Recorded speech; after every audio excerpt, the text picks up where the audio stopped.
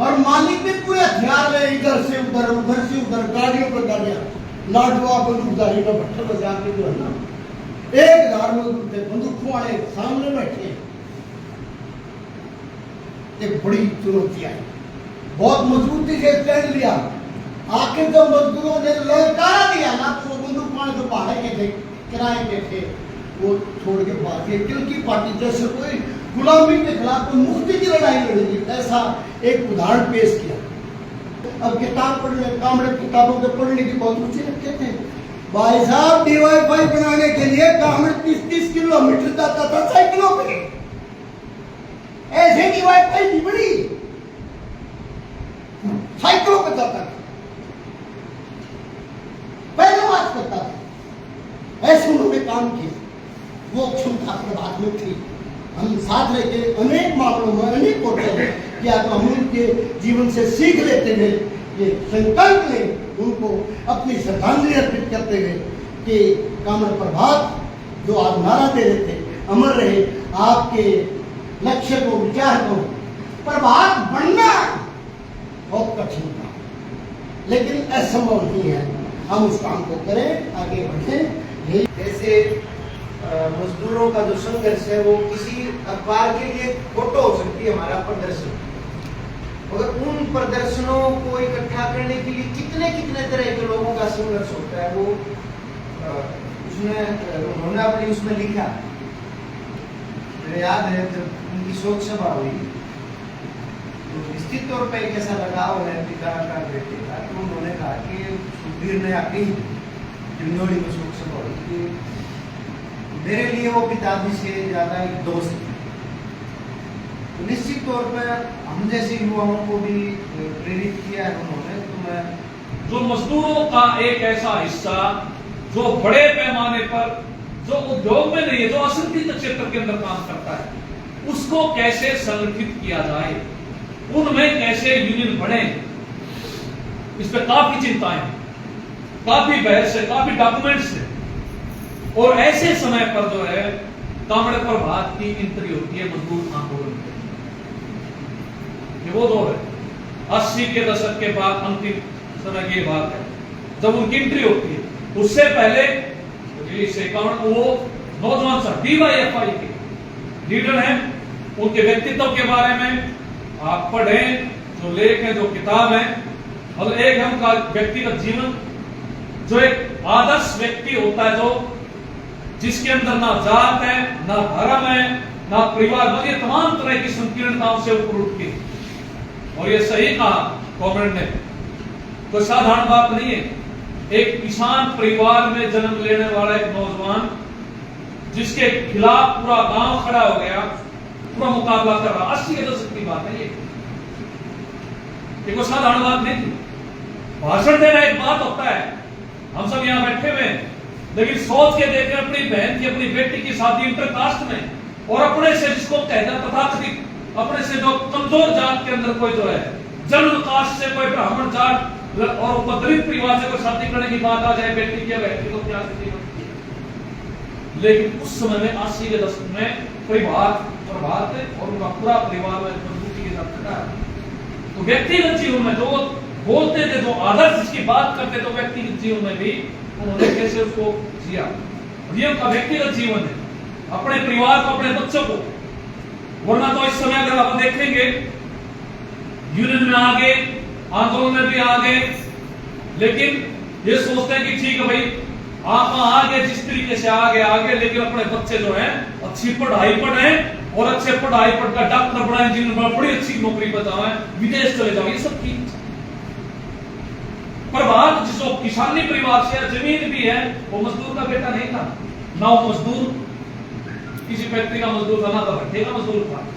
लेकिन मैं समझता हूं कि और उनका जीवन ये बात बताता है, और वो खुद भी कहते हैं कि मैं तो किसान परिवार में तो पैदा हो गया, लेकिन जो है मैं मजदूर का गोद लिया हुआ बेटा हूं।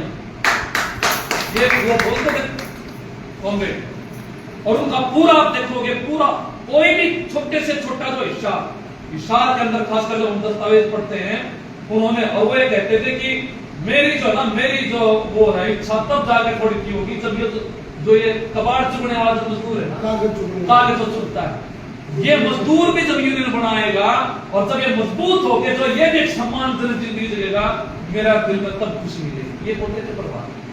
तो मजदूरों के जीवन को, हो सकता है कोई मजदूर नेता जो मजदूरों में से ही आगे बढ़ रहा हो सकता वो इस बात को ना पकड़ पाए, जितनी संवेदना जितना वो उसके अंदर था। और मैंने कहा कि हम सब ये समझते हैं कि भाई हमारे बच्चे तो बड़े बड़े विदेशों में लड़ाई करें, प्रभात ने अपने पूरे परिवार को उस आंदोलन के अंदर शामिल किया। और प्रभात को ऐसे नहीं याद कर रहे हैं, बहुत सारे हमारे ऐसे और भी हमारे नेता हुए जो हरियाणा के अंदर बहुत महत्वपूर्ण योगदान भी दिए हैं, लेकिन वो खास जो उन्होंने अपने व्यक्तिगत जीवन को, अपने पारिवारिक जीवन को और अपने सामाजिक जीवन में जो एक रूपता उन्होंने बनाई और जो उनका योगदान जो मैंने कहा, खासकर अनऑर्गेनाइज्ड सेक्टर के अंदर, असंगठित क्षेत्र के अंदर, भट्टों के बारे में कोई सोच नहीं सकता था। वो तो भट्टे के मजदूर भी थे, वो तो सिट्टू में भी कभी उन्होंने ढंग से काम नहीं किया था पहले, लेकिन वो उस विचार से, जो विचार भगत सिंह का विचार था, जो विचार कार्ल मार्क्स का विचार था, जो मार्क्सवादी कम्युनिस्ट पार्टी का जो विचार इस देश में जो है लुटेरे हैं, कमेरे हैं, लुटेरा 1% और कमेरे 99% है, लेकिन आज वो खराब हालत में 1% की वजह से आज वो जो है ऐसी स्थिति में कि 2 टाइम का खाना नहीं मिलता। इस विचार के साथ वो जुड़े, इस विचार के साथ उन्होंने व्यक्तित्व का निर्माण में उन्होंने उनका योगदान, और वहां जाके उन्होंने नौजवान सभा से ऐसे देखा, मैं मजदूरों के बीच में काम करूंगा, देहाती मजदूर सभा बनाई असंगठित क्षेत्र के अंदर, भट्टे के अंदर जाके तो आप देखोगे जितने भी असंगठित क्षेत्र की हमारी यूनियन है, भट्टा मजदूरों की, भवन निर्माण की, चौकीदारों की, आंगनबाड़ी की, वहां पर जो है जो दुकानों पे काम करने वाला जो मजदूर है उनके बीच में भी बहुत सारे एरिया के अंदर उन्होंने काम किया, चौकीदारों के अंदर उन्होंने काम किया। तो ये उनका काफी महत्वपूर्ण जो है अपने आप में उनका योगदान था। और वही कॉमरेड प्रभात जिन्होंने जो है भट्टा मजदूर आंदोलन को ऐसे हिस्से को जो बिल्कुल गुलामी की स्थिति में था, वो 10-15 साल में 90 का दशक जिसके बारे में कहा, कॉमरेड पे गोलियां तक चली, मच्छर को दिखाते थे वो लगे हुए पैर में। उस समय 10-15 साल ऐसा स्टेबल हुआ आंदोलन वो, और वो ऐसा खड़ा करके मजबूत करके बाकी साथियों के सहयोग से जो बनी थी, उसी भट्टा मजदूर आंदोलन ने इस दफ्तर के निर्माण में भी बहुत बड़ा योगदान दिया, इसके प्लाट को खरीदने में भी और इस बिल्डिंग को भी खड़ा करने में लगभग आधा योगदान अकेले भट्टा मजदूरों का, इस दफ्तर के खड़ा करने में आधा बाकी तमाम संगठनों का। क्योंकि हमारे यहाँ जो स्कीम वर्कर्स हैं या बाकी जो आज यूनियन जो प्रमुख मजदूर थे वो तो बाद में आई, उससे पहले तो हमारा यही आंदोलन मजबूत था, भट्टा मजदूरों का और निर्माण मजदूरों का। मोटे तौर पर ये 2 मुख्य आंदोलन थे, बाकी भी यूनियन थी, चौकीदार सभा, वन मजदूर यूनियन, आंगनबाड़ी भी थोड़ी उस समय के लिए ज्यादा मजबूत स्थिति में नहीं थे, तो उनके योगदान से ये मुझे करीब।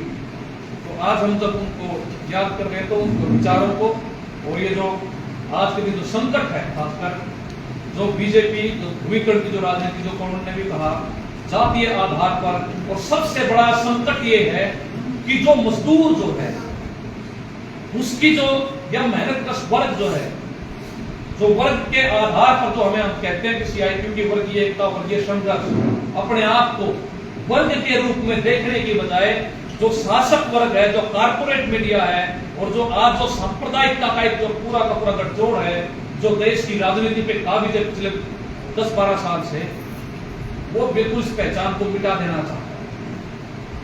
और वास्तव में हमारी बात पहचान एक मेरे के मजदूर की, कामगार की, इस पहचान को मिटा के वो जाति की पहचान में बदल रहा है, और वो अपना सत्ता पे काबिज हो रहा है। हमारे ऊपर लठ बरसते हैं, हमारे ऊपर मुकदमे दर्ज होते हैं, हर 5-5 साल जो सड़कों पे रहते हैं, आंदोलन करते हैं, जेल में जाते हैं, लेकिन जब चुनाव होते हैं तो ऐसा पूरा प्रोपेगेंडा जो है वो खड़ा किया जाता है कि वही मजदूरों के हिस्से को ऐसा जैसे भांग पिलाई जाती है, ऐसी स्थिति में उसको पहुंचा दिया जाता है कि वही बीजेपी फिर सत्ता में आती है। फिक्र में इसी तौर पर जो सत्ता में आई है बीजेपी, लोग तो उसको बढ़ाना चाहते थे, लेकिन कुल मिला के जब वातावरण बना है उसमें वो, तो हम जो हैं, लेकिन इससे बीजेपी आ गई सत्ता में या नहीं आती, इससे जो मसले हल नहीं, मतलब ना तो मसले छूट गए ना उनका हल हो गया, ऐसा नहीं है। तो लोग खड़े होंगे, वो अपने वास्तव में अपनी जिंदगी के मसलों को लेके इकट्ठा होंगे, लड़ेंगे, और ज्यादा हमें ताकत के साथ अपने आप को संगठित करने की जरूरत है और बड़ी लड़ाइयां छिड़ेंगी। उसके लिए भी हमें तैयार रहते हुए कॉमरेड प्रभात सिंह के सच्ची श्रद्धांजलि इस मौके पर हमारी ये होगी कि हम एक हो, मजबूत हो और वर्गीय आधार पर मजदूरों और किसानों की एकता बनाते हुए आगे बढ़े। इतनी बातों के साथ अध्यक्षीय और साथियों, जो बातचीत साथी ने की है, असल में घटनाएं ऐसी होती हैं जो अपने शिक्षा आज भी देती रहेंगी, ताउम्र देती रहेंगी। हम जो संगठित कर रहे हैं मजदूर आंदोलन को, मुझे एक बात याद आ रही है 2006 की मजदूरों की हड़ताल चली हुई थी साल को। हमारे गांव के आसपास 12-13 भट्टे, वहाँ मेरी जिम्मेदारी लगी हुई थी डिवाई में। यहाँ हड़ताल को संभालना चलाना आपकी ड्यूटी है। रोज जाते गांव का एक साथी और साथ चला जाता पार्टी बनाने से तय हुआ कि भाई एक स्पेसिफिक भट्टा था जिस पर स्ट्राइक नहीं हो रही, हड़ताल नहीं हो रही, तो पूरा जोर लगाया, बढ़ नहीं रही। और रात को चले गए पैदल मार्च करके, मेरे गांव से शुरू करके और 12-13 किलोमीटर लंबा पूरी रात चले। हम सुबह 4:30 बजे तक चले, वहाँ काम चल रहा है। उनसे बात की, समझाया, उन्होंने सब ने मजदूरों में जो है ईट फेंक दी अपनी गाड़ियों में कि हम काम नहीं करेंगे। हमारे यहाँ तसल्ली नहीं हुई थी कि होगा क्या है। मतलब उनके साथ डायलॉग इतना जबरदस्त था कि वो 15-20 मिनट में उनको ये समझा पाने में सफल हुए कि हमारी हड़ताल जरूरी है, काम नहीं करना चाहिए, सब ने काम करना। उसी भट्टे पर झगड़ा हुआ 15-20 दिन बाद, और हमें ऐसा लगता था कि यहाँ झगड़ा होने का मतलब है अकेला गया हुआ है, चोट खाएगा जाके, ऐसी स्थिति बनेगी। हमारे पास कौन आ गया, 15-20 बदमाश आस पड़ोस के गांव के, कुछ पुलिस से निकाले हुए पहलवान, इस तरीके के लोग, कोई नहीं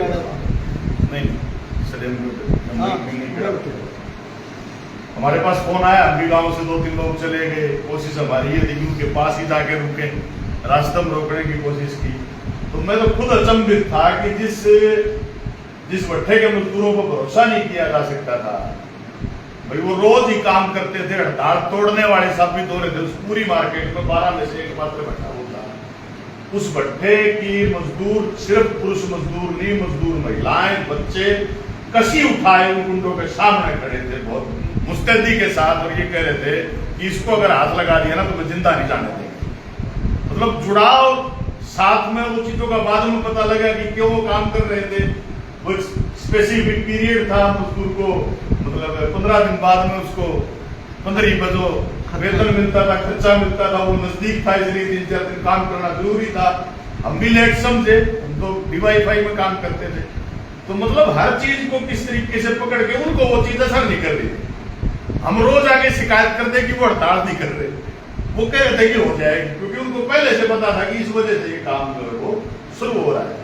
और ऐसी घटनाएं हमारे साथ, मतलब उनके जाने के बाद अभी सिरसा में जब दोबारा से आंदोलन शुरू किया 16-17 में, सेम वैसे ही पैटर्न पर घटनाएं हमारे साथ घटी हैं। तो चीजें जो है सिखाती हैं भविष्य में आपको किस तरीके से चीजों को हैंडल करना। हालांकि वो खुद कहते थे कि ऐसा कोई पैमाना नहीं है कि आपने आंदोलन का ये तय कर दिया और इसी के अनुसार आंदोलन चलेगा, चल नहीं सकता। आप काम करते हुए ही सीखेंगे कि कैसे आंदोलन को आगे बढ़ाना है। पुरानी की हुई चीजें आपको सीख तो दे सकती हैं, बता तो सकती है कैसे रास्ते निकल सकते हैं, लेकिन ठीक घड़ा पैमाना कोई नहीं है कि डर रहे आंदोलन आपको चलाना है। आप अपने विवेक से कर पाओगे तो अभी बेहतर होगा।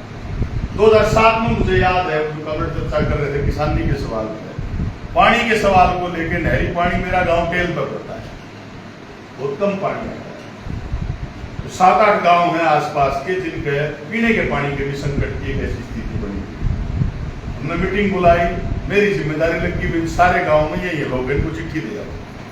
7 बंदे आए, मैं 20 लोगों को चिट्ठी दे के आया। मेरे गांव समेत 4 बार के 3 मेरे गांव के 7 लोग आए।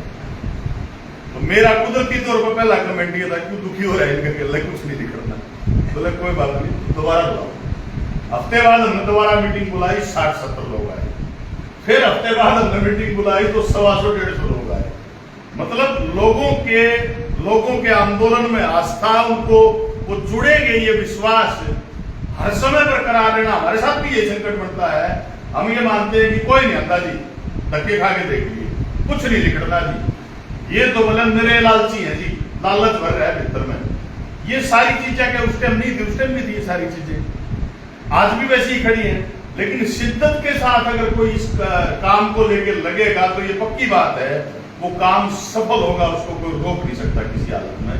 ये अनुभव हमें सिखाता है। और वो मुझे याद है शायद 2007 नवंबर दिसंबर के आसपास रात को रखवाड़ी के लिए हम जाते थे नहर पे, झगड़े वगड़े उनकी पोजीशन भी आई, पट्टों में भी झगड़ा हुआ 2007 में ही। आपका 6 के लास्ट में मुकदमे दर्ज हुए।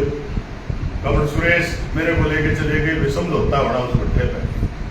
मैंने कहा मेरे को ले जाने की जरूरत नहीं है, क्यों मेरा और नाम उजागर कर रहे हो बिना मतलब। तो बोला नहीं जाओ, तुम दोनों जाओ। चले गए। 4 दिन बाद में जो बताया था वो झगड़ा हुआ, तो मालिक के साथ मारपीट हुई। और पहली ऐसी घटना है जिस टाइम किसी को चोट कानड़ की वजह से लगी हो, कभी नहीं। इतने बड़े बड़े आंदोलन हुए, किसी को कोई चोट न मारी, खुद कभी नहीं लगी। बहुत कम एक घटना एक जगह की है जहां उनको चोट लगी, वो तो अपने गांव में ही मतलब ट्यूबवेल के पास बैठे थे, भट्ठा वाली के रास्ते चलते आगे बातचीत में घाट नहीं होगी, वही चोट मार के कभी चोट नहीं लगी। और जितना मुझे याद है मुकदमे मेरे दर्ज हुए, आंदोलन में कभी गिरफ्तार नहीं हुए, अंडरग्राउंड काम कभी भी गिरफ्तार नहीं हुए आंदोलन में। आपको जाना है तो उस रास्ते उल्टा आना है, नीचे आपको 50 किलोमीटर वापसी चक्कर काट के आना। अनेकों बार मेरा उनके साथ जाना हुआ, भट्टे के आंदोलन में भी, खानक पहाड़ के आंदोलन में भी। मतलब अनुभव ही सिखाता है। हम तो नए नए थे, मैं बाइक चला रहा, वो पीछे बैठे थे। खानक से हम टाटम की तरफ निकल रहे थे तो नाका लगा हुआ था पुलिस का। मैं देख के झिझक गया, नाका लग रहा है, आप तो पक्का ही पकड़ेगी जाते ही पुलिस। बोला तू सीधा चल, नहीं पकड़ेगी। मैंने कहा रोज छुट्टे घूम रहे हो, जब पकड़ेगी नहीं तो। बोले इनको भी पता है मैं ठीक काम कर रहा हूँ, बस मुंह दिखा के इनके सामने नहीं आना, मैं बात मेरे को पकड़े, नहीं तो मैं रोज गुजरता हूँ यहाँ से। इनको क्या पता नहीं है मैं गलत काम थोड़ी कर रहा हूँ। इनको पता है कि इस इलाके की लड़ाई है और ये पहाड़ बचाना जरूरी है, नहीं बचेगा तो कुछ नहीं बचेगा। तो पूरे आंदोलन के दौरान बाद में गिरफ्तार होते, मतलब पेश हो जाते, 15-20 दिन महीने रह के छूट जाते। तकलीफ भी होती थी उनको। जेल के अंदर रह के आमतौर पर वो कमेंट करते थे भाई सतबीर तो हो जाए राजी, मोटा होके निकलेगा बाहर जेल। और मेरी तो भाई हालत खस्ता हो जाती है। वो मजाक भी करते थे।